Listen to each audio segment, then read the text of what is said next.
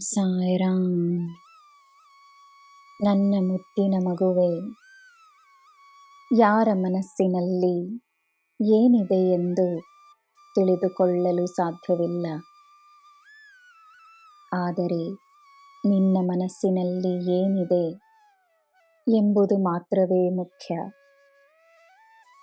ಅದನ್ನು ನೀನು ಎಲ್ಲ ಸಮಯದಲ್ಲೂ ಚೆನ್ನಾಗಿ ತಿಳಿದಿರಬೇಕು. ತನ್ನ ಮನಸ್ಸಿನ ಭಾವನೆಗಳನ್ನು ಅರಿತು ಅದರ ಪ್ರಕಾರ ಸರಿ ತಪ್ಪನ್ನು ನಿರ್ಧರಿಸು. ತಾನೇ ತನ್ನ ಗುರುವಾಗಿರು. ದೇವರಿಗೆ ಪಕ್ಷಪಾತವಿಲ್ಲ. ದೇವರಿಗೆ ಎಲ್ಲರೂ ಒಂದೇ.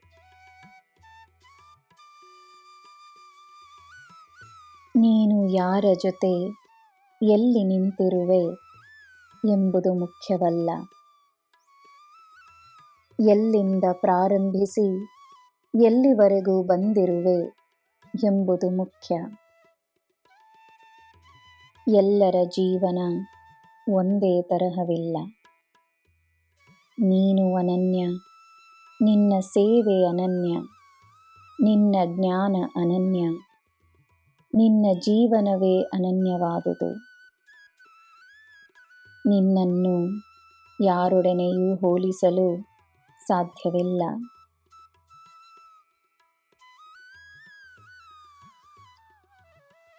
ನಿನ್ನ ಮೇಲೆ ನಂಬಿಕೆಯನ್ನು ತೋರಿಸದವರ ಬಗ್ಗೆ ಯೋಚಿಸಿ ಪ್ರಯೋಜನವಿಲ್ಲ.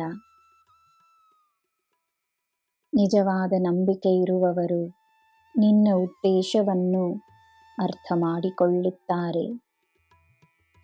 ಉದ್ದೇಶ ಅರ್ಥವಾದರೆ ಮಾತ್ರ ನಿನ್ನ ಸಲಹೆ ಅವರ ಹಿತದಲ್ಲಿದೆ ಎಂಬುದು ಅವರಿಗೆ ಅರ್ಥವಾಗುತ್ತದೆ. ಒಳ್ಳೆಯ ದಾರಿಯನ್ನು ತೋರಿಸುವುದು ನಿನ್ನ ಕರ್ತವ್ಯ. ಆದರೆ ಆ ದಾರಿಯಲ್ಲಿ ನಡೆಯಬೇಕೋ ಇಲ್ಲವೋ ಅದು ಅವರ ನಿರ್ಧಾರ.